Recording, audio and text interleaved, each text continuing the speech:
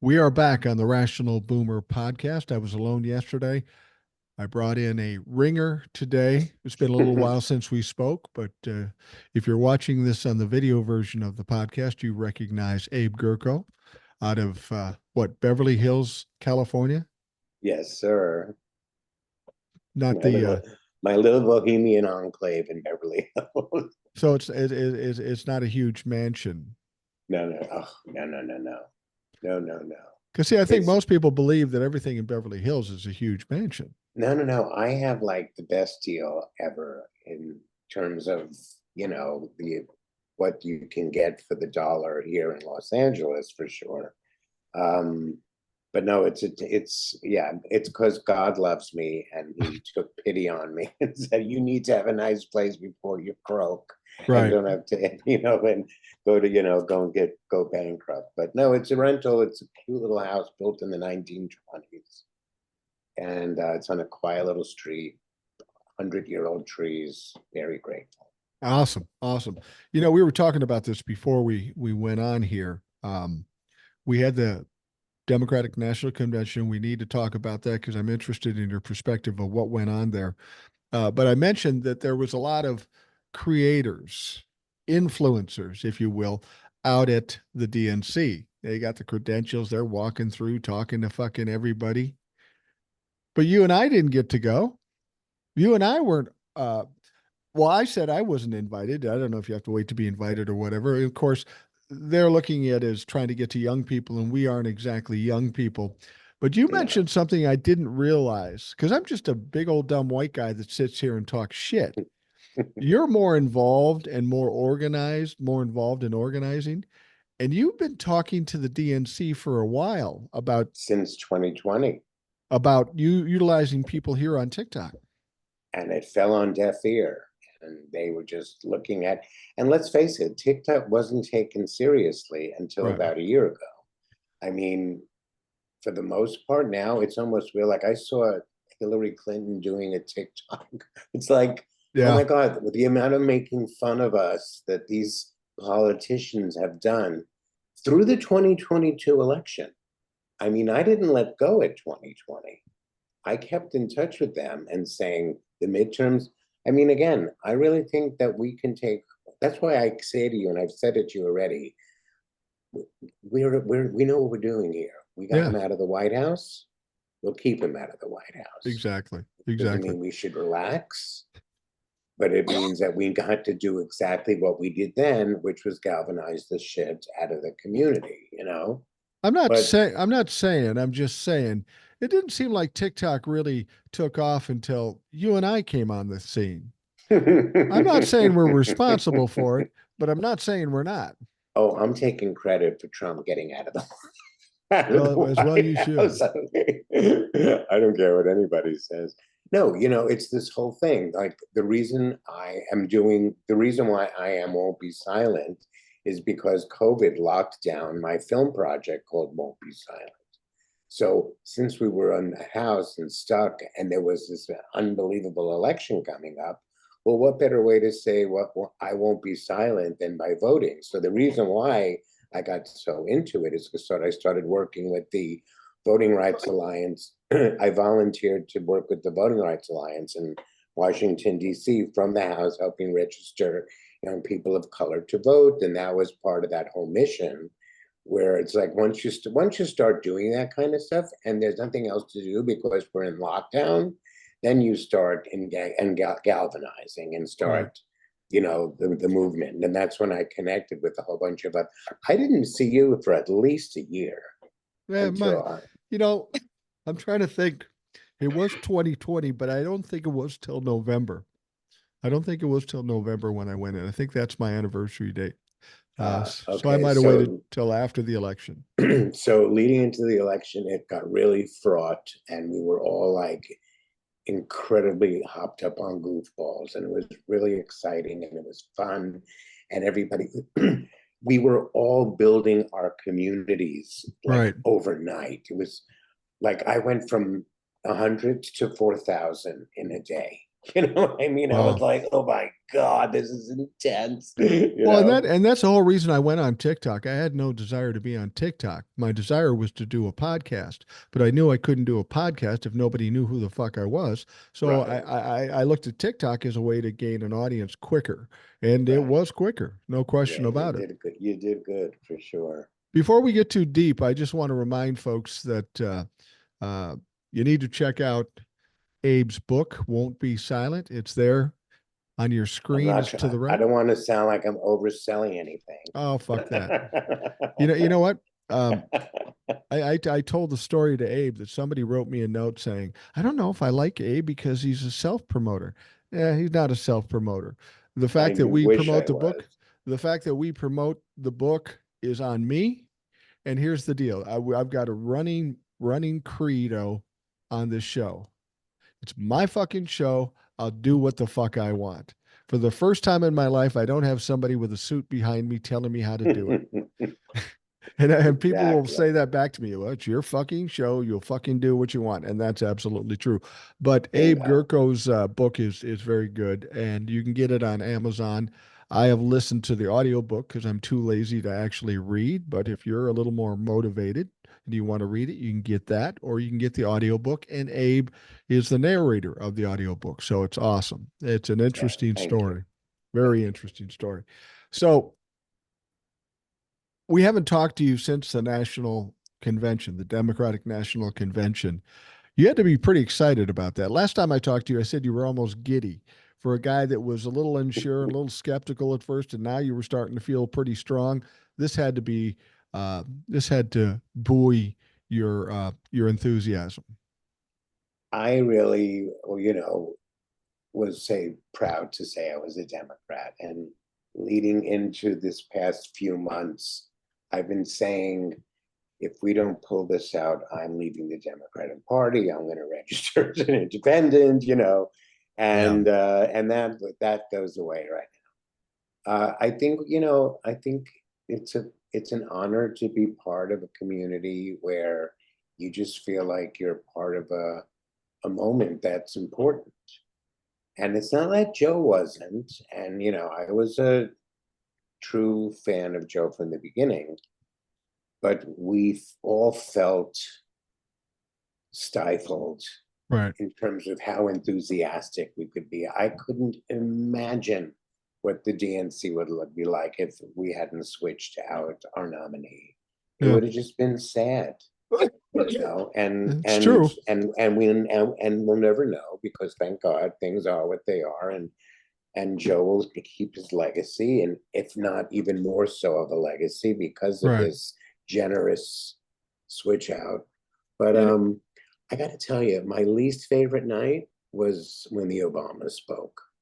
mine too, kind of. Yeah. I mean, it's not that I don't like the Obamas, Not that I don't love them, but but they were kind of outside the vibe. I think they were more presidential, more establishment, and everything else was more fun and exciting and a little more loose. And they were pretty tight. And I don't have yeah, a problem with it. That's who they are, and they did a great job. And they're great. They have their audience, and it's not like I'm not their audience, but I mean, I was much more moved by Hillary's speech, just because of when you just sit there and think of what could be had things not gone the way they did. I felt, yeah, but again, I still have this kind of malaise about the criminal Republicans and their intention to steal this election again, or how, bring out, bring out the Civil War, or whatever they're planning to do. well, clearly Donald Trump was irritated by what happened in that national convention as he kept truth socialing His crazy tits shit, off. just absurd shit. How do you think that? Do you think the Republican? They would never say this, but do you think the Republican party saw it as kind of a gut punch? Because when we're talking about an election, enthusiasm, momentum, motivation, that's all as important as any policy information as is being proven now. This had to be a gut punch to them. I think it's a gut punch, but it's also, and from what I'm seeing on social media around this, it's immediately they're sharpening the knives. Yeah. They are sharpening the knives. They want to go in for a kill. They really do. Well, We they are have still to. like la-di-da, beautiful, she's beautiful. He's like daddy. You know what I mean? Like the Democrats needs to understand that the knives are sharpened, and what's your, we can't bring teddy bears to a knife fight No. anymore. But at the same time, they haven't been very successful when they sharpen their knives. I'll give you an example. They're going to do an investigation into Tim Walz's connections to China. It's so fucking ridiculous. It's It's embarrassing. embarrassing. And they've had investigation after investigation after investigation. They've been embarrassed every fucking time. That just tells me they really have nothing, so they're grabbing at anything.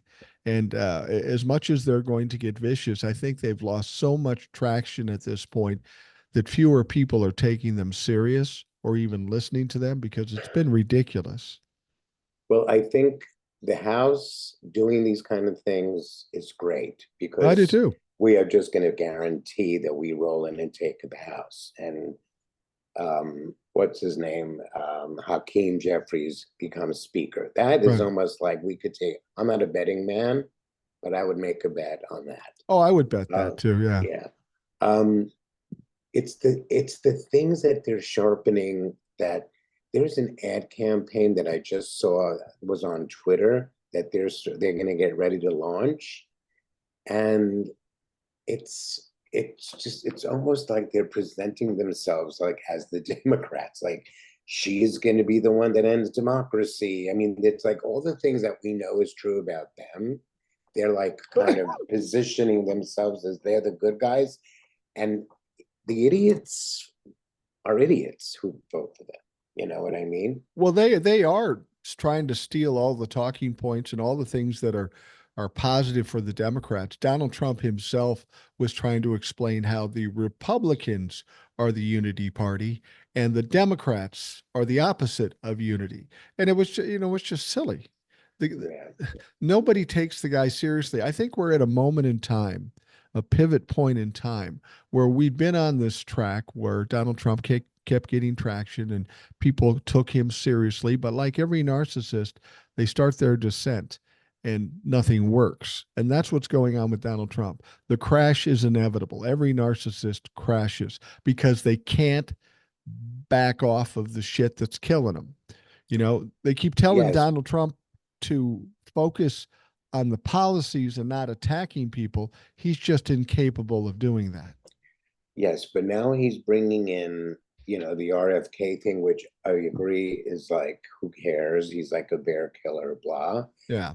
But in terms of the falsehoods that's going to come as a result of that, he's now speaking to certain very left ideas that he's always been known for, which is like healthier food, people eating healthier, being better for the ground soil and healthier for the environment. I mean, that's not a talking point from the Republicans at all. They're No. not going to make policies that will make anything about what he says true, but they're using him to be like this kind of, Cupid doll to say, oh, look, we have some leftist like intentions here. But It's but just bad. but It's they're but bad. but they're trying to ride the fence. They're trying to straddle the fence. Donald Trump is especially trying to back off 2025. Can't do it. That stuck to him like fucking Velcro. Um, and then he starts. JD Vance comes out and says, "Yeah, Donald Trump won't sign a national abortion ban." Now, we know he's embraced overturning Roe v. Wade. He's proud of the fact that he overturned Roe v. Wade. So if he thinks that's going to make people feel better, it's not. But more importantly, because he's straddling this fence, in addition, what he's also doing is pissing off the radical right. They want the national abortion ban, and now he's going against that. So while he might think he's trying to suck in some of the moderates, he's pissing off some of his base. He's No, in no, a no. I situation where he mean, can't win. no. Well, he's annoying, so that's why he can't win. But it's the margins that we need to remember. Like And I'm just concerned that, look, I just have the whole Hillary debacle No, I get it. I get it. feeling is still somewhere like looming on every optimistic note I can say. But I think that the DNC was an opportunity to remind everybody that the Democratic Party is not anything but just a bunch of cool people that really have the best intentions. Right, And that's right. pretty much, beyond that. Yeah. Is everyone going to be happy with her policies? No. And can she make anybody happy that's already willing to not vote for a Democrat? No. So who do we have to focus on? There's so many great podcasts about her speech, as how smart and It's brilliant. Yeah. perfectly straddled in terms of not sounding leftist, not doing the traditional far left talking points. And, regarding Israel, which I know you don't want to get into a big conversation, I thought she was very respectful of Israel. Well, we I could talk think about she Israel. wanted to, I think they might be getting close to getting some kind of ceasefire, which would be beneficial. We'll see what happens with that. But um, I try not to pick sides because it's going to piss somebody off. I did want to say this though. We, there was a poll that came out yesterday that said after this convention that Kamala was up by 7 points, 7%. Now, I don't trust polls, but what I do trust is fundraising. Gained, she's fundraised in a month's time or a little more than a month, $550 million. Um, and like in the first couple of weeks, she gained 170,000 volunteers. But here's the crazy statistic I heard today, and I had to listen to it twice to really believe it was true. In the state of Georgia, we know that they're taking a bus tour around Georgia. We're going to end up in Savannah on the 29th. Uh, they're saying that in Savannah, they've got 400,000 volunteers just in that one state. That's no fucking way. crazy. Yeah, that's I mean, this. Biden, How many votes did Trump want him want stolen? yeah, 11,000. But the thing is, Biden ended up getting about 2.4 million votes, and roughly the same for Donald Trump. 400,000 is a significant chunk of people that aren't just willing to vote, but to donate their time. Wow. That's fucking crazy. Yeah, that's amazing. Yeah, no, I think the enthusiasm gap is incredible. Look, it's all roads leading towards the White House. There's no Yeah. question about it. And, and I hate, because just the nature of her being a person of color, to compare it to the Obama era. Yeah. But it does have that same, like, it's just like you can breathe again. Right. It's, And I think it's more so than Obama. I oh, pers yeah, I agree 100%. and it's not so much the difference between Obama and Kamala. The reason why you can't compare the two is because these are two different worlds. I mean, 2019 is a completely different world than we're living in now in 2024. Over and above the candidates and the parties, we've got to consider what's going on. A lot is known about Donald Trump that we didn't know in 2019. A lot is known about the Republican Party that we did not know in 2019. We didn't have Roe v. Wade being overturned in 2019. So to even compare this to 2020 is a little crazy because there's so many other things involved and so many other reasons why people would choose the way they might choose. Um, but I personally think because of the timing, not because of the candidate, I think that Kamala Harris, when she becomes president, the way things are shifting in this country, she could end up being a more successful president than Obama and Biden, which is saying a fucking lot. Right. Um, I am hopeful that she has what that takes as well. I think it would be a tall order to beat what her boss, her Oh yeah. partner in crime. Um, but listen, again, Hmm. I think the women's issue is the ticket. I think Absolutely. That is going to definitely be, and the fact that they're trying to backpedal from that. I mean, the three judges that Trump appointed lied under oath. Why would Exactly. anyone take JD's anything he says with a grain of salt? Yeah. It's, it gets back to that word embarrassing. Like, you have to be embarrassing if you want to believe that. Like, Supreme Court judges lie. This schnook's not going to lie. Who's everyone can't stand, where he even goes to get a donut and the girl behind the counter doesn't want to be on film with him because she's he doesn't want to be in the same room as him necessarily, smiling and giving him a cupcake, whatever that hell does. Well, JD is just socially awkward. I don't know what his deal Totally. is. He's socially awkward. There's a rumor going around about a potential October surprise for the Republicans.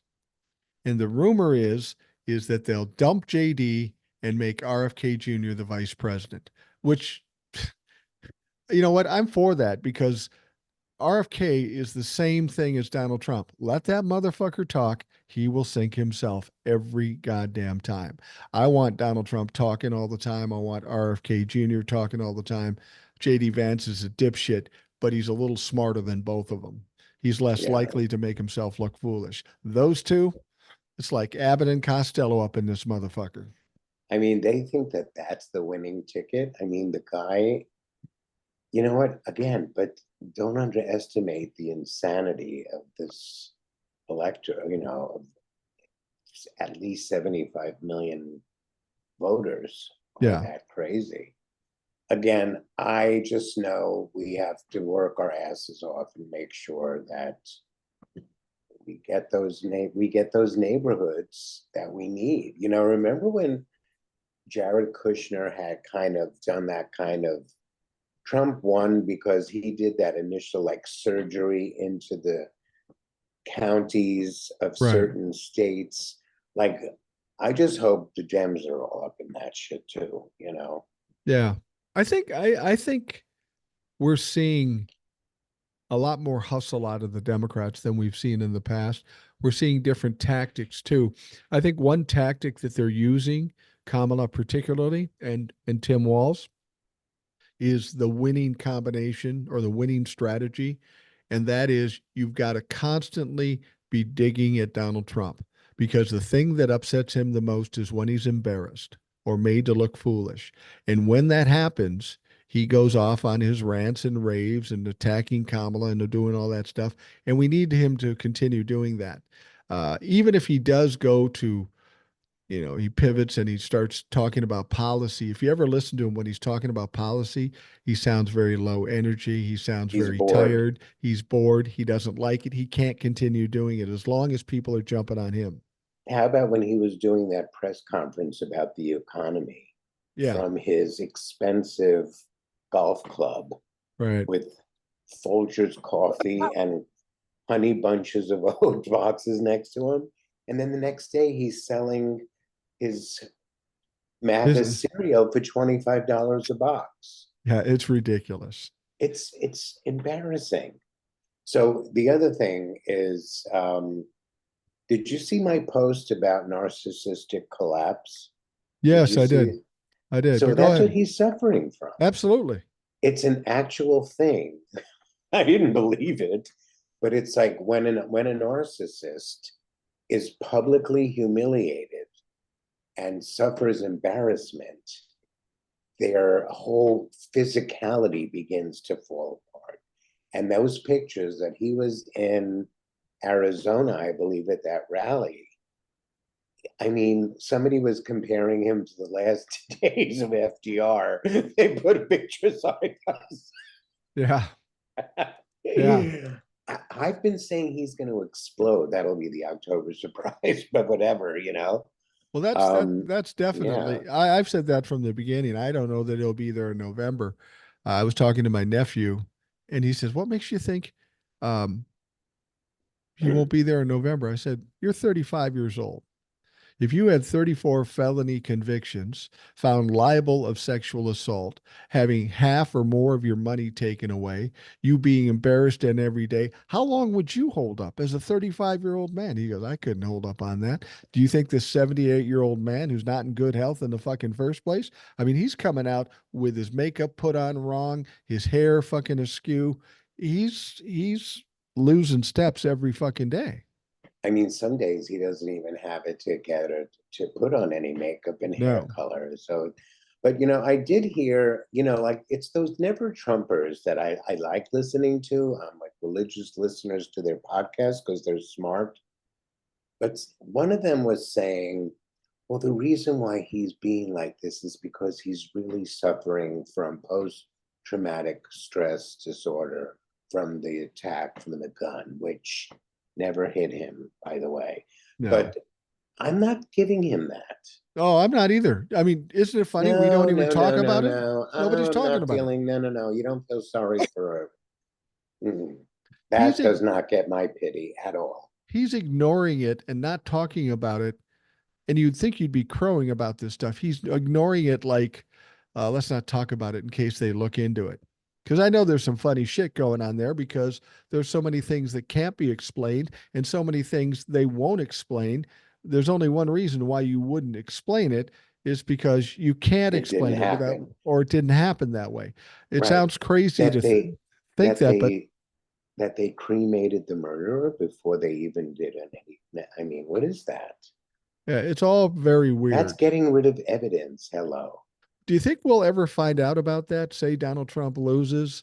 Do you think we'll find out what went on there? I have a feeling that we're going to get a waterfall of shit about Donald Trump once his power's gone and once he hasn't been elected that we cannot even believe. And we've heard some crazy shit up to I this think point. we're gonna. You know what? I think they're gonna wait till he's dead. Think so? Yeah, because if he's not, look, either he does go to prison, or they just get him off the hook and let him sit in his Mar-a-Lago till he croaks, which is the equivalent of pretty prison. You know what Yeah. I mean? Yeah. But I just think in the same way, the way JFK secret was being held, I think it's the same kind of thing. I think, and not because not because they're being kind. I just think that we have stupid people in our government. You know what I mean? Yeah, I And they're think going you're to be right. like, oh, let's kind of just be respectful. He was president. I give a shit. You Yeah. know what I mean? Whatever. Yeah. Yeah. All the things we really want, we're not going to get out of this. You know, it's funny when I listen to Republicans talk, they say things, and to me, it seems like they're just trying to convince themselves. They're trying hard to convince themselves that what's going on isn't really happening. One of the things they're talking about is the momentum and the excitement behind Kamala Harris and Tim Walz. They're saying, oh, it's just the honeymoon period. Oh, it's just a sugar high. And I disagree. I heard somebody say this is almost coming into being a movement. And I heard somebody else say, and Kamala Harris is ahead of this movement. And somebody else, one of the dumb shit fucking media guys says, well, she shouldn't be the head of a movement. She should be focusing on winning. I will tell you this there is a movement, and it's not Kamala Harris and it's not Tim Walz. It's us. It's all of us. The people, it's like the people who got on board when the Gopher or the Olympic hockey team won the gold medal. We got excited about that moment in time and we all jumped on board. And that's what's happening here. This looks like a lifesaver to us after going Yeah. through what we've gone for so long. And we're grabbing that fucking lifesaver and we're pushing this movement. This is like the orgasmic version of We the People. You know what I Yeah. mean? It's kind of like you couldn't have. I mean, I will say all the content creators that I am friendly with that were there and were making videos and we're all excited. I was really happy to watch. I feel because look, I'm older than all of them. Yeah. So Me I too. feel like the grandparent. So the thing that I stitched when I stitched that guy, Brian Baez, which I told you to go follow him. Right. I just You know, checked them out. I what's it called? I screen whatever they call A that. duet. I duetted him, and I just said, I feel like grandpa, you know what I mean? And I'm enjoying all my children having their moment, you know? And it's just, you know, it's just, I, I'm glad that our community has risen to the level that it has. Now, let's remember, it was not even a year ago they were voting to can that fucking thing, but Yeah. something happened, which is Trump got on, Kamala's on there, everyone on their cousin has a TV show is on there, everyone is on there. It's like, what were you fucking idiots waiting for? We told you it was fucking groovy. You fucking bunch of ignoramuses, as far as I'm concerned. It's Well, groovy. well, you know, when I first came on TikTok, I had no idea about the potential as far as having some input uh, in what's going on. I did it strictly to try to gain an audience, just to let people know who I was to do the podcast. But then after doing it for a time, you and I have a similar amount of followers. And it got to the point where TikTok was kind of a means to an end. And then it became a responsibility Right. because a lot of people, you hear from them, I hear from them, they're terrified and they need to hear some positive reinforcement, uh, somebody who's not trying to scare them. And then I felt some responsibility to it. And then I realized we might actually be having some impact. I mean, we're not going to change the election, but with the amount of followers you have, I have, and some of the other people have, we're having an impact. Excuse me, we are going to impact the election, period. I agree. I And agree. because Instagram isn't, No. because you still have a lot of bullshit going on over there. You have a lot of anti-Semitism there. You have a lot of anti-Semitism in TikTok too, but it's more pro-Hamas nonsense, idiots, just Yeah. fools. I don't think, I don't know, since I don't think we talked about this, but have you seen what's been transpiring between the Black community and the pro-Palestine community? Have you No, seen I have this? I have not. Oh, you know how much fun this is? So the first community that joined the pro-Palestine when the war was really getting underway was the Black Lives Matter. Black Lives Matter joined up with pro-Palestine, and they were all goosing each other in the tush and whatever the fuck they were doing. But they were like all together. We are one. We're here. That Joe Biden's running for president. They're also anti-Joe. They're threatening to vote for Cornel West, or as I Yeah. like to call her, Dr. Natasha Badenoff-Stein. Yeah. Yeah. But so what happened a month ago? A Black woman is running for president. So now the pro-Palestinians are like, killer Kamala. Kamala's the enemy. Kamala's in the, you know, bad, and you cannot vote for Kamala. And the Black girls are like, Fuck that. I can't. What'd you just say? So there is a war going on between the Black community and the pro-Palestinians, and then the Palestinians are like, well, okay, I'm sorry, but still. And they were like, no, you just proved that you're racist. Yeah. And now you have the men, the Black men, like, don't you be telling my mother what to do, you know? I mean, it's like a whole thing. Yeah. But then you have the really smart people that are doing a little research come to find out the entire slave trade, which birthed America, right, Right. started with the Arabs in Africa. Really? They were the original slave traders. Oh, Wow. yeah. So now it's like, and there's a neighborhood in Gaza that's like their equivalent of Harlem, where the Black people have to live. There's like Black Palestinians. And the neighborhood, when you translate the word of the neighborhood to English, is slave. I'm sorry. Those people just shot themselves in the foot. But they're Wow. annoying, and they're burning the American flag, and they're promoting Hamas. And if you think that that's long for this world, I mean, if you ever, I don't know, you may not be in their algorithm, but in my Instagram, I'm in that algorithm. They want to destroy America. They Yeah. want to take over democracy. They want to kill democracy. Like, excuse me, Mary, go fuck yourself. And did you see what just happened in Afghanistan, where all the women have to be wearing burqas from now on, Yeah, I and did they're see not that. allowed out of the house? Well, what do you think Hamas wants to do to their women? Yeah. First of all, most of them are beasts, and I'm sorry to sound like, pretentious, but I don't know how these people say they're starving. These women are obese. I don't know. You can't be starving and obese at the same time. Sorry, something is not right with this picture. Well, I think that, we talk about Kamala being black and South Asian, and leading up to it, when people are talking about the prospect of Kamala being the candidate, everybody says, well, I don't know if we're ready for a black woman as president. Now that we're here, I get the impression right now in this country, with all that's going on, the fact that she's black or South Asian or a woman really doesn't matter that much.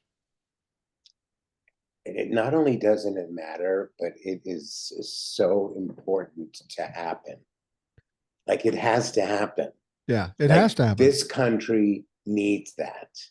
We can't, what the thing we don't need is what the Republicans are offering. Not the party, not the candidate, not the like wannabe vice president, whatever thing that bear killer thing, Yeah. that creature is, you know, they've made their bed, they're lying in it, they're trying to get up, but it's like they're in a water bed and they're old, so they can't get out of the water bed. You know what I mean? You never try Right. to get out of a water bed. No, we don't need that. We need to feed the youth and to feed our souls who have been, I feel like we've been raped by the Trump administration those years, emotionally raped by that pig, that evil, unleashing the worst in all of us. Like, But I'm hateful because of him. you make a good point, and I've said this before. Um, we as a country, the people in this country, especially what I hear in DMs and emails and that sort of thing, it's almost the people of this country have been victims of domestic abuse one way or another. And when we get out of this, there may be some people with PTSD. There might be some people with PTSD that are contacting you and I now that are terrified, waiting for the next shoe to drop. Because, Mhm. no matter what good happens, I get certain people saying, yeah, but what if this happens? And it might be ridiculous, but there are a lot of people who are terrified, expect the world to implode, expect Donald Trump to win, and the Expecting facts the just don't prove worst. that out. Can I just, the day after the DNC, I was so like, just, I felt like, I needed a cigarette. You know what I mean? Yeah, It was that good. yeah, But then I started listening to podcasts, and everyone's, and just, and as everybody should, be realistic, and it's not a slam dunk, and we should say the words, it's not going to be a landslide, like all the things that you want to hear. But I thought it was really important, and I wanted to read one little paragraph from sure, it, go ahead. because it's really, it seized the moment the day after the DNC. 'Twas not the night before Christmas, when all through the house not a creature was stirring, not even a wait. In fact, it was 3:15 in the morning on March 20th, 2020, after Gavin Newsom implemented the COVID-19 lockdown. There was that same ominous feeling of not a creature was stirring, not even a mouse. Actually, all of America wasn't stirring at around that time, except for that heinous piece of shit, Donald Trump, tweaking and tweeting in the White House on his Adderall concoction, spewing nonsense about shoving bleach up someone's orifice as a possible remedy for the horrifying pandemic he had ushered into the United States due to his arrogance. Within the next few days, the world became paralyzed in their homes, afraid to breathe for fear that the deadly virus was going to get us all. In one fell swoop, we held our collective breath, transfixed and terrorized as we were confronted with our mortality. No matter how much money you had, how evolved spiritually you thought you were. No matter what age you happened to be, death was knocking at your door. End times had come, and the only people who felt hopeful were the evangelical Christians, because they could finally enjoy the rapture without having to schlep to Bethlehem. Yeah. And Yeah. the thing that's Yeah. so prescient about that moment is it was really, the Christian nationalist was not as big a thing in 2020 No, it as it wasn't. is now. Yeah, a few of them were holding to him, and but it is now, it's the Heritage Foundation, and it's the bedrock of their whole campaign. It's the future of America if they get in. It's this kind of horror show versus this fabulous party we just had for the past 4 days. Like, somebody make this make sense. Yeah. How are we doing this? Yeah. That's why when I look at this situation, nothing here tells me that it's going to be close. I mean, if it were anybody but Donald Trump, they would have been thrown his ass out. He wouldn't be the candidate. He's got too much baggage, too much going against him. But because Donald Trump has pretty much co-opted the Republican Party and the media for a time, he got to do whatever he wanted. But now that's starting to slip away, and I think we're just in for different times. After November 5th, the skies will be bluer, the sun will be brighter, and we will be on track to go down a better route. It's going to take some time to dig out of the hole. We got to do But that too. yeah, but I also think that the Joe Biden, as long as he's still president until January 21st, 20th, whatever, Right. and Kamala being vice president, they have to show a strong face to whatever possible violence that they start threatening. I I agree. want to see the freaking, what's it called? It's out in the streets. What is it? National Guard. National. I want, like, just after 9/11. I've been calling for this for a couple of years, to be honest, but I want every city to feel like it is just, we got this. Our military. When Barack Obama was winning, or when he won, I'll never forget. I saw on TikTok, like, no, when I don't remember. It was either 2016, and I saw it on Instagram, or 2020, and I saw it on TikTok. I don't remember because I'm old, but there were a bunch of tanks being driven all Right. over. I mean, like, I want these bitches to make sure that we're all like fucking sound here. Well, I I don't think care how old Joe is, and I don't care how fabulous she is. You be strong and make everybody feel safe. Well, I think on Period. January 6th, when we certify the election for 2024, I think it's inevitable that they have to have the National Guard out there from the get-go, just to protect from what might happen. You don't want to wait and call them in if something. I don't think anything's going to happen. I don't think the Republicans or the Trumplefucks have the wherewithal to mount something like that again. But they need to be put out there just to show that we're going to protect this place. That kind of thing will never happen again, because that was an Yeah. embarrassment for this country as well as the Republicans.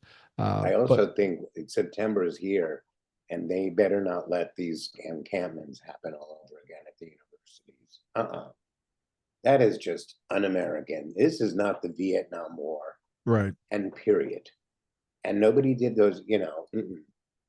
These are not sit-ins.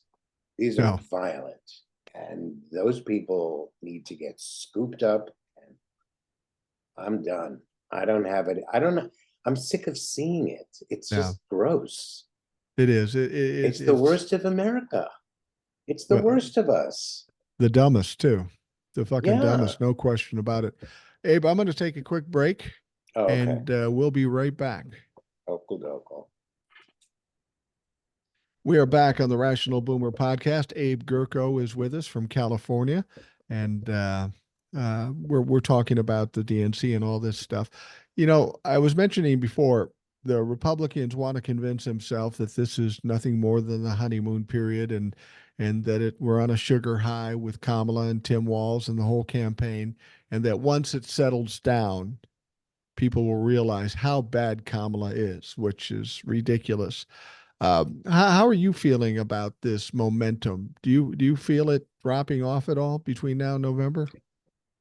I mean, I think just naturally there's going to be an enthusiasm kind of drop from, I mean, I don't think we could have gotten any higher on Yeah, Thursday yeah, I agree. I agree. night. So do I think it's an opportunity for her to show her best VPing skills in the meanwhile. I Yeah, mean, she has an opportunity to hog the media. Like, usually it's the president that's always out there making the case for whatever, and I know Joe still wants to get stuff done, which is great. yeah, And I believe he still can. But the fact remains that she has an opportunity to use the bully pulpit. And I'd like to think that she does, because that's going to at least appease a certain percentage of the electorate that, yes, they got to meet her, they got to see her. Then you have all the naysaying idiots bad mouthing her from the Republican side. I think she has to hold on to that bully pulpit as best as possible. Talk about the border, that's we know is a weakness of hers. Talk about, like, how does she want to, how does she want to help with pricing? I think people have questions. The two things that people are the most concerned about, the border and price of expensive things. I mean, the right. housing thing is not going to fix itself like this. And I don't think anyone expects her to come in with some miracle. But I think she's very clear she wants to, like, help with these, price gougers as well as the border.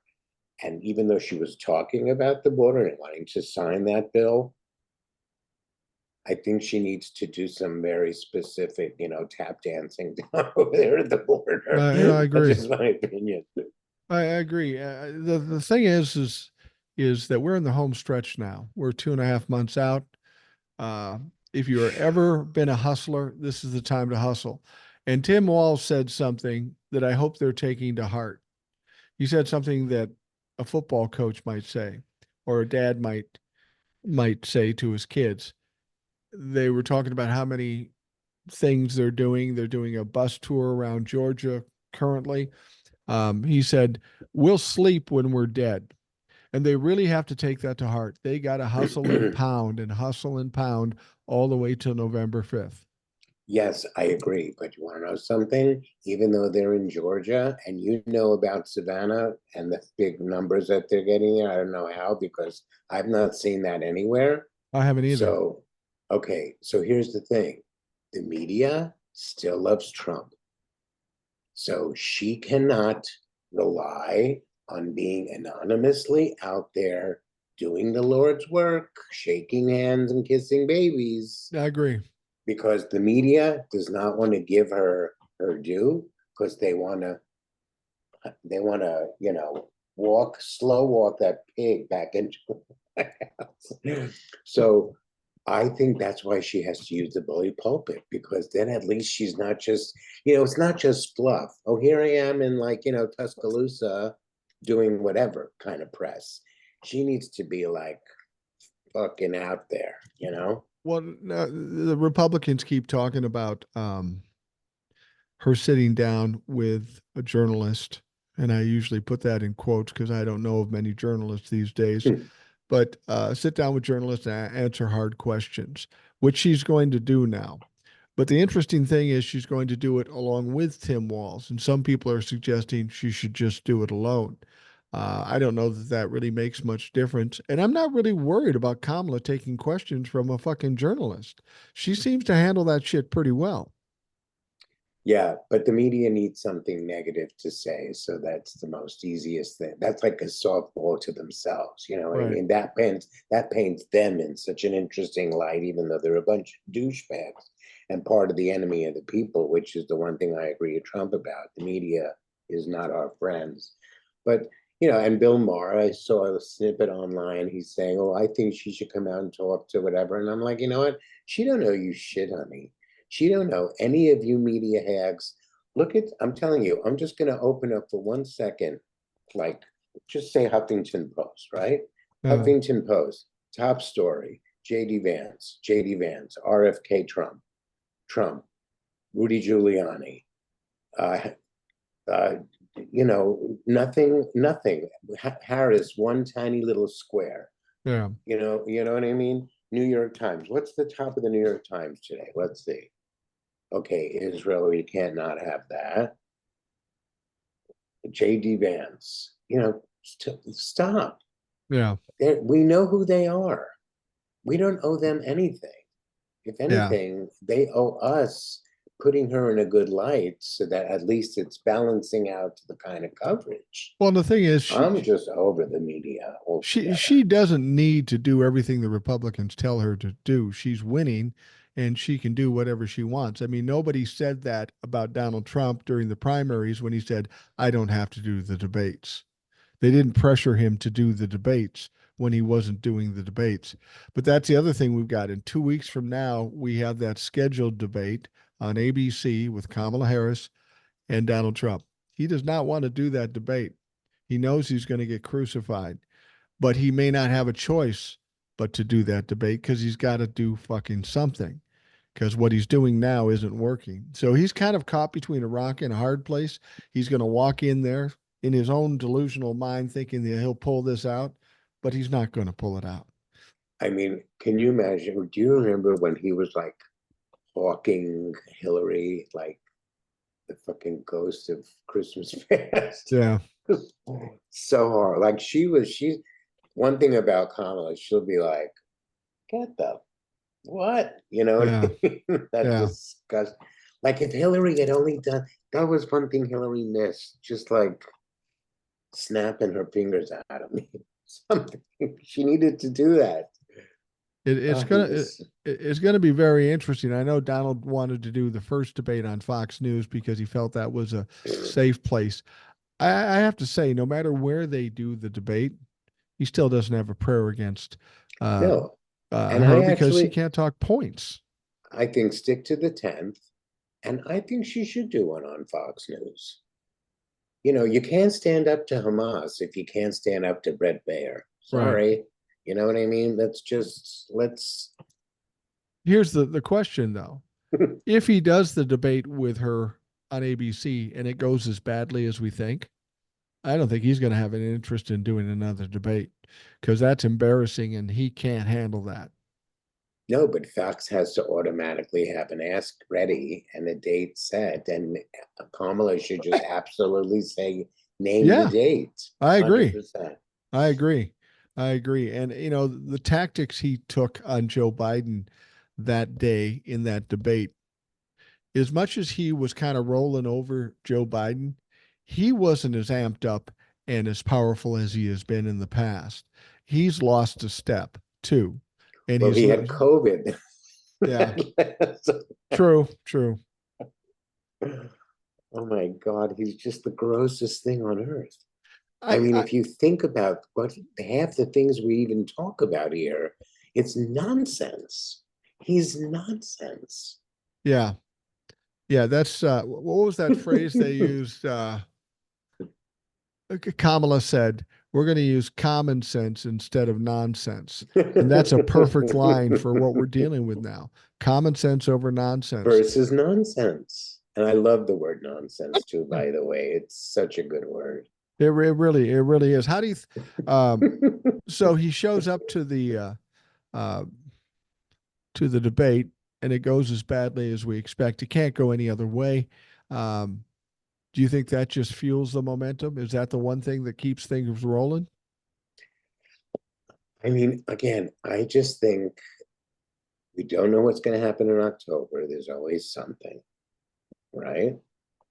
I think she has to really steal the bully pulpit whenever she can. Yeah, something major about American politics that we want to think, yes, she's presidential. Yes, she's presidential. It should, for anyone who has doubt, she has an opportunity. She doesn't have to do it all day long, every day. I mean, there should just be pivotal moments where she takes the mic, or she's at the airport and she's the one getting off the plane, and you just start seeing her presidential. Right. Because you can still see Joe. I mean, that last time Joe almost fell down the stairs. I'm sorry, I can't. You know what I mean?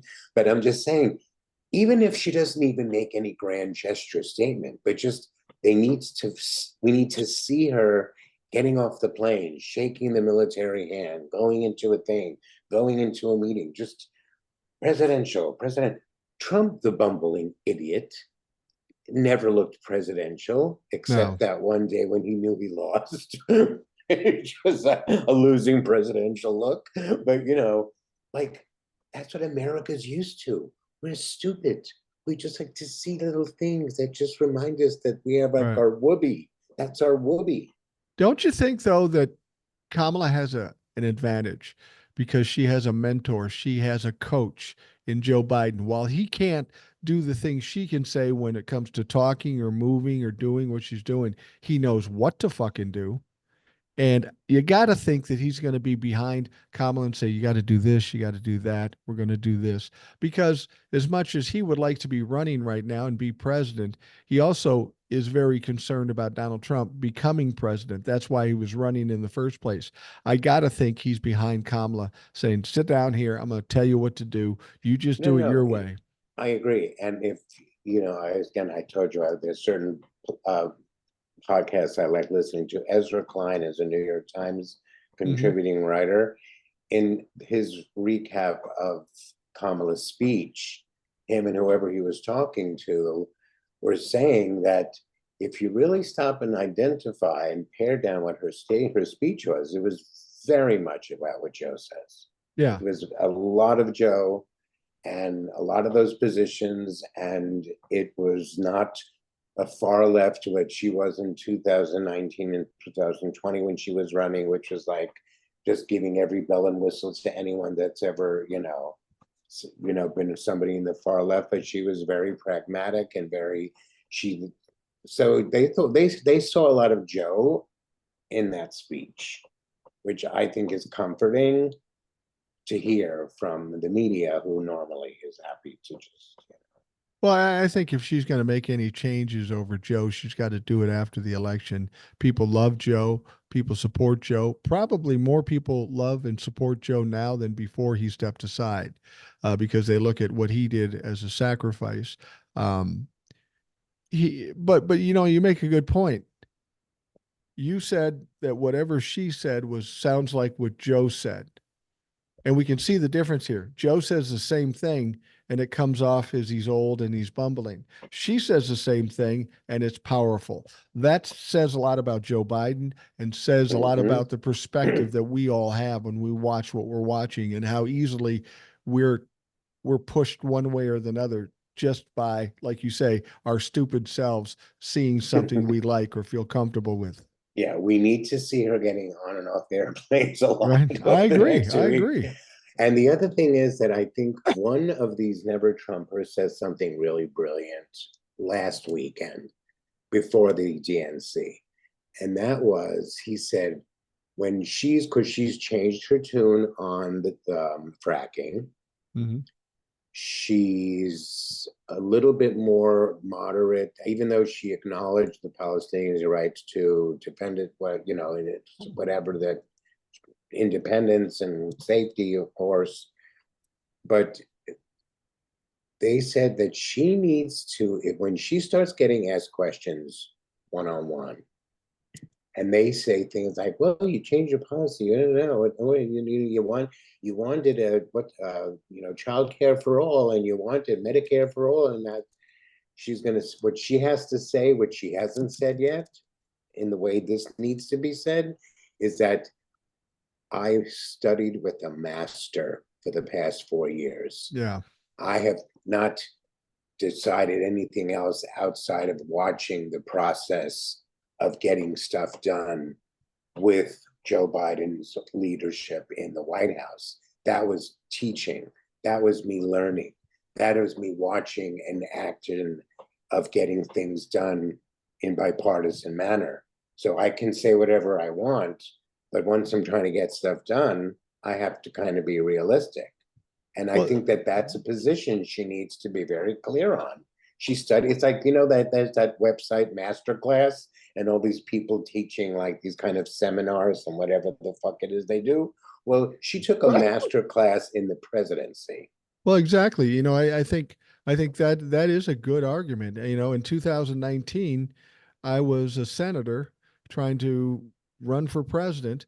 And now in 2024, I've been under Against Pocahontas. yeah, yeah. But I've been under the tutelage of Joe Biden for 4 years. I'm a different person. I know different things. I'm smarter. She's obviously more confident than she was back then. And that would be a perfect explanation. It's funny listening to Donald Trump. He mixes up the election years. He says, I don't even know why she's able to run. She wasn't in the primaries. Well, she's the vice president. Yeah, but when she was going through the primaries, she was the first one out. As I've said, we're in different worlds now from 2019 to now. It's not even the same parallel universe. And she's not the same candidate.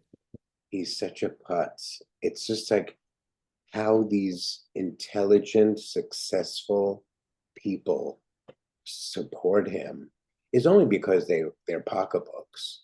Yeah. So it's either the rich people or the really stupid people.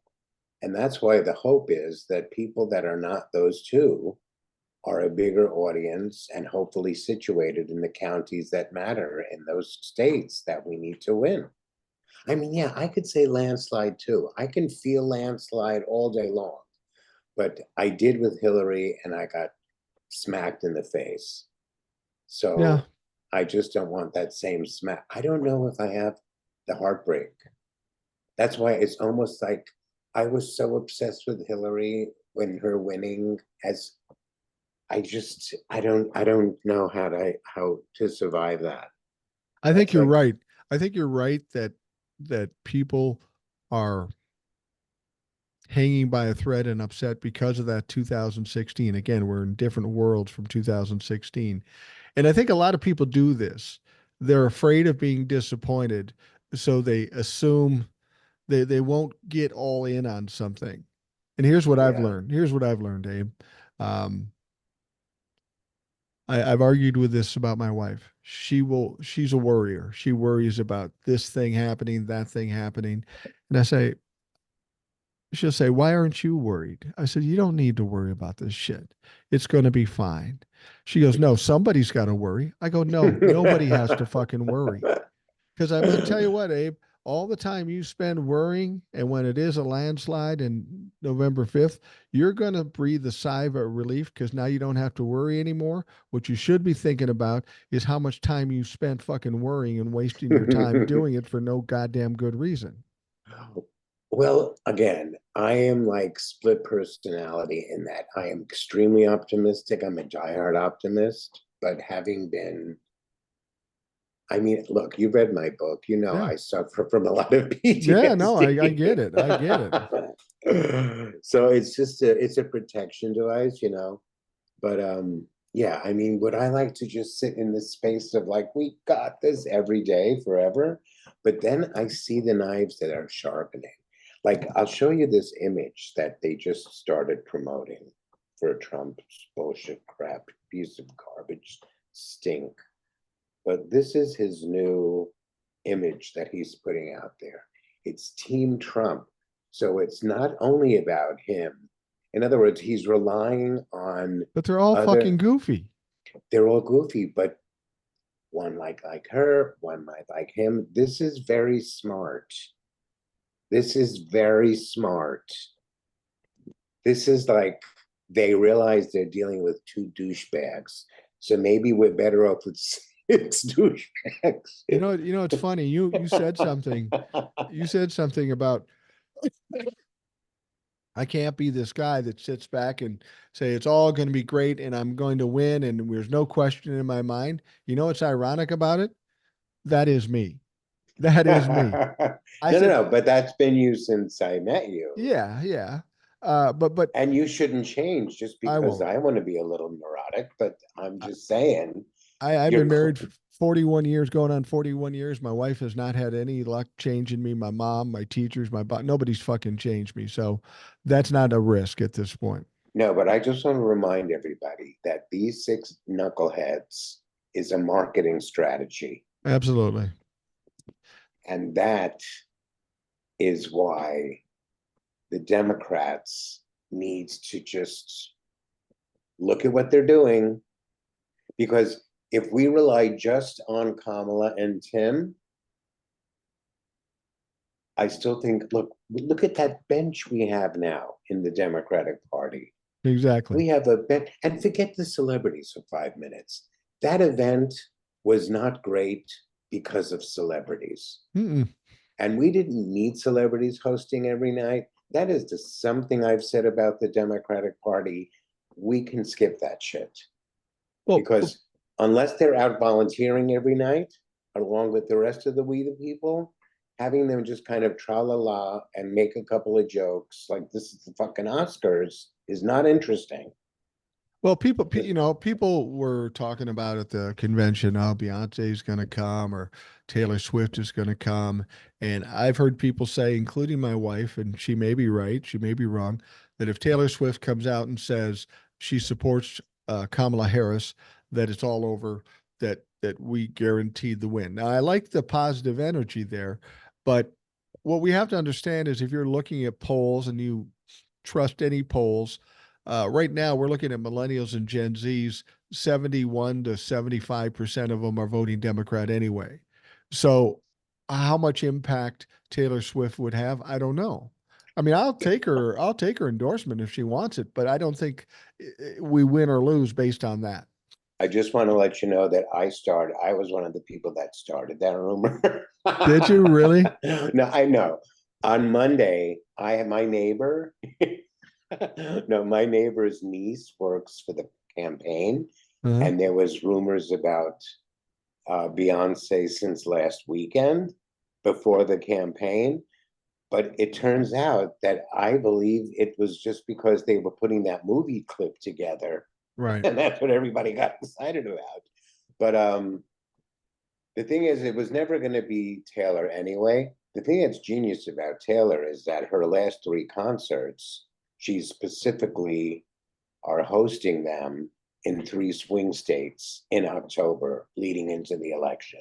Right. Right. And that, and the only thing that I think that works for that, so it isn't just a slam dunk, of course, but if that gives time for kids, especially if they're at school, to make sure they're registered and can vote, that's the margins we need. Mm. Because once the kids are in college, as my sister says, they're partying and getting laid, they're not voting. You know what True. I True.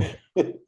So I that's where I we got can an benefit. associate's. I got an associate's degree. I didn't finish college, but I did get an associate's degree in drinking beer and chasing women.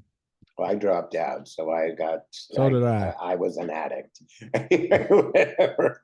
But no, I mean, I think the Beyonce thing was, and then of course the Republicans are so jealous that the Democrats can even use the word Beyonce. Yeah, exactly. They're like, they just did that to get eyeballs on her speech. And I'm thinking, no, that's not why we did that. I think I it's just, I think people wanted it so badly, but Taylor Swift made a point, and this is why I didn't think she was going to show up. And when I heard that rumor, there was a lot of creators going, "Word is Beyonce and Taylor Swift is coming," but I never saw that from a reasonable source, so I never reported that. Because I've learned a couple lessons over time. But Taylor Swift said something. She said, "Listen, we had those shows canceled because of potential terrorist attacks." right. She says, "I'm not going to say anything that could possibly put my my group or my uh, attendees to these things in danger." So that's first and foremost in her mind, and that's probably a good idea. So if she's on tour, she's not going to do anything until she's done with the tour. Right. But the tour is ending coincidentally, I believe, in North Carolina, Arizona, and I think Texas. The woman's brilliant. She's definitely voting for Kamala. There's nothing else to discuss. There's that old video running around the internet of her in the 2020 election going to her father who didn't Yeah, want her to make a statement. So it's not like she had to change her heart. Now, oh, you mean J.D. Vance, the abortion killer, is, you know what I mean? He's the vice president. Let me go for him.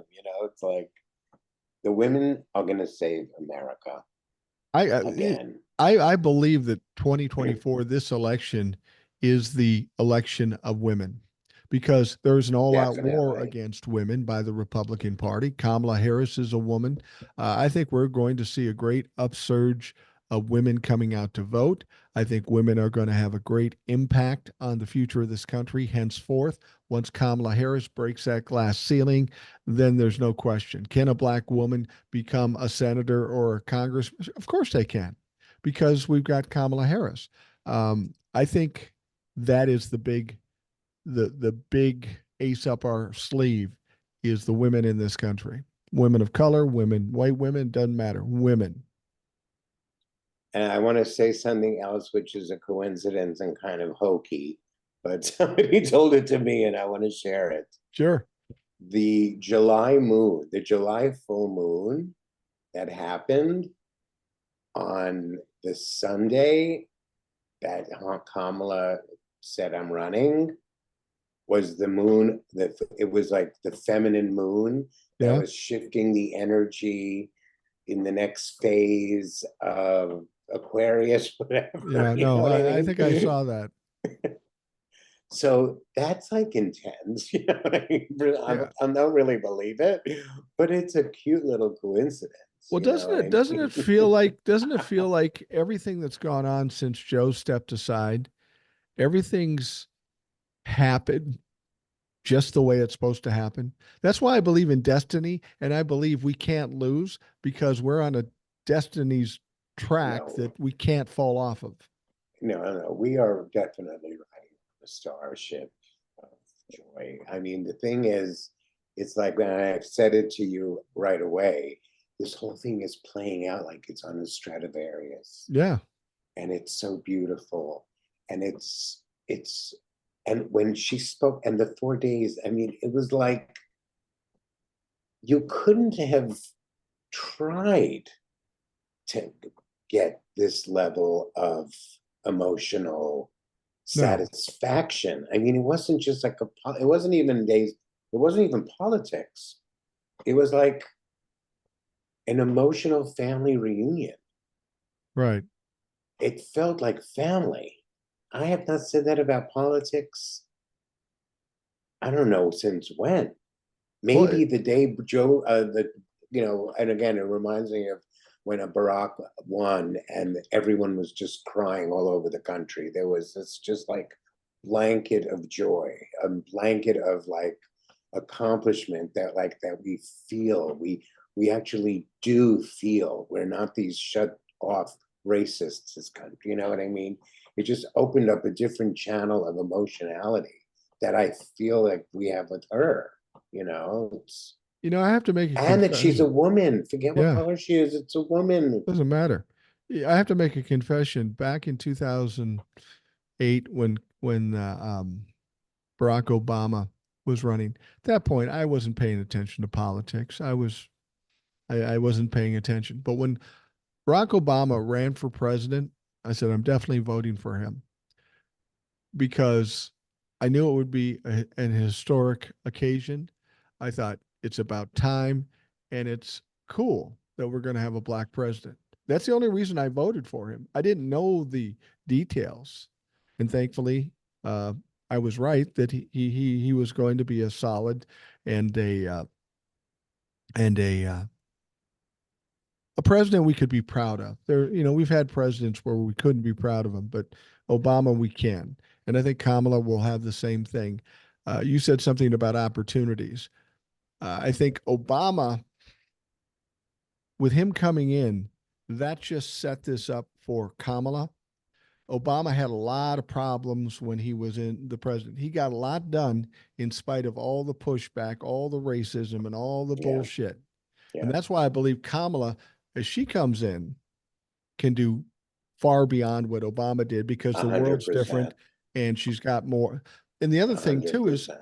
I think because of what's going on, she's going to have a lot more help than Biden or Obama had in Congress. I think Oh, she, people love her. yeah. They love her. I mean, it's not like she's some slouch that came out of left field.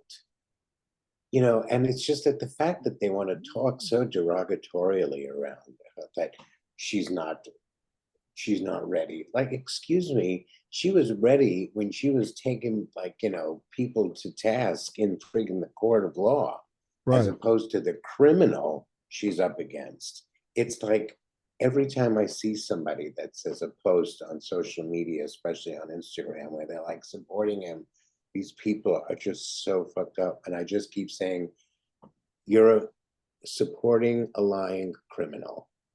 Look in the mirror, say that out loud, send, boom, and that's it. Well, Because let's be honest. Kamala Harris, when you look at her resume, she's more qualified to be president, more experienced to be president than Obama was when he won. 100%. And I think we benefit from that ultimately because she will. I feel more comfortable with her being the presidential candidate because my biggest fear is that the Democrats. I always ask the question. Now the Democrats are saying let's work for the middle class. Are they doing that because they want to work for the middle class, or that's the strategy that will work against the fucking Republicans? I mean, she was a prosecutor. Yeah. She's already coming to the party at that freaking bully pulpit, knowing that she's got to eat. Like, it's like if she was a prosecutor and she was going, she was going up against someone who was innocent, and she might have known that. You know what I mean? It's just like Yeah. she knows that she's got to get her position across to, in this case, it's the American people versus the judge and the 12 juries. Yeah. It's like, this is not a new game for her. No, it's not a new game, but I think she's going to be one of the more motivated presidents that we have. She's not going to sit down and relax on her laurels. Yeah. Um, uh, she's going to be a hustler. She And I, sees I the think we're gonna, opportunity. and I think we're gonna miss. I think with the Fed lowering the rates, I think that's gonna stave off like an economic crash that, like Joe, like when Obama Yeah, took in 2008. That was like catastrophe of the century. yeah. It's uh, that's going to be interesting too. It's interesting that we come out and we hear now that there was 800,000 less jobs created than we thought, and that's going to be one of the linchpins for the Fed to drop the interest rate. And people were saying, "Well, he didn't have as many." Okay, take the 800,000 away. He still got 16 million that he fucking created. It's Right, right. did you hear the comment that Donald Trump made about those jobs being No, created? no, no. I missed this whole thing altogether. Okay, well, what Donald Trump said in one of his speeches was that of those 15 million jobs created, all of them all of them were filled by illegal immigrants. He said 100% of them. And he said, in fact, I think it's bigger than that. I think it's more than 100%. What the fuck does that mean? He's such a putz. Yeah, Oh, God Almighty. it's truly It's amazing. embarrassing. It's It's embarrassing that, all embarrassing. yeah, the stupidity. That's one of the things that I've been most disappointed about with this country since Donald Trump has come. Um, I've been amazed and I've been surprised by how many stupid people there are in this country, It's so unfortunate. or woefully uh, uninformed. I mean, I get people coming to me today telling me, "Well, he closed the Keystone Pipeline." Shut the fuck up. We've talked about this 100 times. I had one guy tell me, "Well, Joe Biden hasn't done anything since he's been president." Please, motherfucker, do you not read? I mean, I think we talked about this, but if not, I've been talking about it on my own for a while. I think he actually really doesn't want to win. I think he's just looking for the violent ending and have that glory ride off into the sunset. I think by just when you see him reading off a piece of paper during his like economic summit, Yeah, yeah. he doesn't want to work. He doesn't want a job. He's just trying to cover his ass. But I don't think he wants the job. I don't think he wants the logistical job of having to go move into the White House. I think that that's reminds him that he really didn't have that much fun at that point, and everyone is always going to be after him. And if he does win and we keep the House and the Senate and it's like him against them, his life's gonna suck. It's going to suck no matter what. I have to show you this because I know you've seen it and everybody's seen it. But I think this picture is very important. The guy who took the picture was very astute, and it's going to be an iconic picture that we remember this whole election. And it's that picture. Oh yeah, beautiful. It is absolutely beautiful. Yeah, yeah. It gives you a Ruby Bridges vibe, and it happens to be her grand niece. Um, and I If think, yeah, if she wins, it's gonna probably win that award. What's that award of that photography from? oh yeah, yeah, I Is it a know. Pulitzer? I think That could be it's a Pulitzer, yeah. yeah, yeah. That's that level. I can see the picture of the guy standing behind the little girl with the pigtails going, I got a Pulitzer coming out of this motherfucker. Oh, he saw that coming, definitely. Yeah, he Which is definitely, more interesting than that photo of him with his fist up and the fake blood coming out of his ear. yeah, Which, by the way, I'm still convinced when he smacked his ear, he had a little kind of, those vitamin E gel caps? yeah. I think he had the blood version that taped to the back of his ear that he went bam and it split up. And that I'm no conspiracy theorist, but that makes more sense than anything else. Well, yeah, you talk about that, and when I first started talking about it, and I found out somebody died, I go, "That's crazy. You can't say that." But then when Donald Trump is involved, you got to Somebody take it into dying consideration. it's part of, it's a consequences of the moment. Well, and people will say, "Well, he wouldn't let people die as collateral damage." Well, let's talk about COVID. He had 1 million people die because he didn't do a fucking thing. And or let's talk about Ashley Babbitt Ashley Babbitt, or January 6th. or Sicknick Yeah, or yeah, anyone that passed or that ultimately 9 cops died. Like, go fuck yourself that you wouldn't do this. He would do anything. He would sell your mother to a freaking Eskimo, that's looking to like skin out animals and please, he would bury his wife on a golf course to save on taxes. with no stone. Yeah, yeah. It's This guy, it's embarrassing. well, It's it's embarrassing when I talk to people who are Trump humpers now.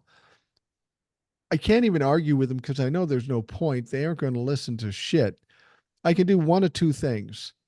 I can and I tend to go this way as much as my wife wants me not to do it. If somebody says something stupid to me, then I just open up and I do whatever I can to embarrass them. Somebody will say to me like, "Well, I saw it on TMZ." Oh yeah, that's a great fucking journalistic bastion of source of information. But um, or the other thing is the only thing I can do right now is look them in the face, laugh, and walk away. I know that bugs them more than anything. And it is just laughable to hear the things that come out of the mouths of fucking Trumplafucks. it's unbelievable. It, It's really, we've just crossed the Rubicon to like another dimension of stupidity, yeah, it's, you it's, know. it's truly tragic. Well, I know you got stuff to do, and I'm not going to hold you any longer. I appreciate you coming Oh, that on. was fun. You did it as a personal favor to me. I reached out to you, and I never do that with other people. I just wait for people to tell me when they want to come on, and because people have different things and different times when they feel comfortable about it. Uh, I wanted you to come on because we hadn't talked in a while, and This is my because safe space. I know you're always ready. I All am I have to always ready. all I have to say is, Abe, do you want it? And he says, yeah. No. We always have great conversations. Absolutely. I enjoy it completely, and it makes doing the show way easier. Don't forget to buy his book. And I don't care if you think I'm pimping his book because I am pimping his book. And just remember, my Pimp away. my fucking show, I do what I want. But I've read the book. I like the book. Um, I listened to the book. I didn't read it. Won't Be I'm Silent doing my on first Amazon. I'm doing my first book club kind of appearance thing in Oh, the next really? few weeks. So yeah, that's exciting. So if anybody has a book club, by all means, give me a jingle. Do authors have groupies? I mean, TikTokers do. So then I have some because of that. But if you see the emails I get from people who read the book, it's so incredible. I mean, I was literally walking my dog yesterday, right here in my neighborhood, and lo and behold, I turned the corner and where is it? Sorry. I turn the corner and there is my neighbor on her front lawn reading her book. And I'm walking away. She goes, "Hey, you." She's so pointing the book. Did you know her? I mean, I've met her at a spinning, at a what's it called, yoga class, but we're not Okay. like friends or anything. I didn't say buy the book, whatever, you know. Wow, that's crazy. So that was cute. Yeah, no, I mean, Do you get yeah. recognized from TikTok? I do from time to time, but not that I often. used to more, but now that I'm like over the hill, nobody cares. But yeah, like in the first two election cycles, a lot, but Wow. now it's like, but I'm in LA, so it's kind of like, Yeah. you know, Yeah, I don't that's know, true. there's it's not like people are dropping what they're doing and buying the book all 300,000. You know what I Right, mean? right, right. Nothing like that is happening, you know? And it's weird when you see somebody out of context. If you watch them on your video screen every day and then you see them walk down the street, it doesn't always click in. And then they have to decide, do I really want to walk up to this fucking clown? Yeah, there's that, I've had a couple, everyone's very nice, it's like the thing is I used to work with Carrie Fisher, so do I know what it's like to have people come up to you and her or her, to fawn over? Well, It's nothing like that, you know and what I that mean? and that's the one thing this is a perfect point. We'll wrap this up, but people will come up to me and and I'm sure they do to you. Ah, you're famous. And there are people on TikTok that think they're famous. It's Yeah, my we're not contention. famous. Nobody on TikTok is famous. If you No. walk down the street and on a rare occasion somebody recognizes you, that's not famous. You might say we're notable in certain circles The at whole the best. whole the whole word, the whole expression TikTok famous is an oxymoron. It is. It truly is. It's ridiculous. I mean, because if you're Carrie Fisher, like you mentioned, she gets hit up every day that she's walking down the street when she was with us. That's famous. Yeah. This is like, I think more than anything is like people appreciate who we are and our point of view. Yeah. So if they want to come up and acknowledge that, it's not fame. It's much more of an appreciation for who you are organically. I mean, the thing is, people love Carrie Fisher because she was Princess Leia, but she's not Princess Leia. I mean, Right. when she became Carrie Fisher for the Attic book, I mean, then she crossed over to be famous for everything. You know what I Right. mean? Right. Exactly. And that's what it's about. It's what if we're in a position on TikTok to do some good for other people, that is the greatest reward from doing it. And I learned that when I was a traffic reporter, boring ass job, traffic reporter. But there were people that listened to me every day and were excited to meet me because they listened to me every day. And that's the Right, same right. kind of thing here. No, If no, they no. see You you every enter day, their consciousness. right, right, exactly. It's certainly not famous though. No, no, no. Uh, It's an appreciation. I love it. I love the community.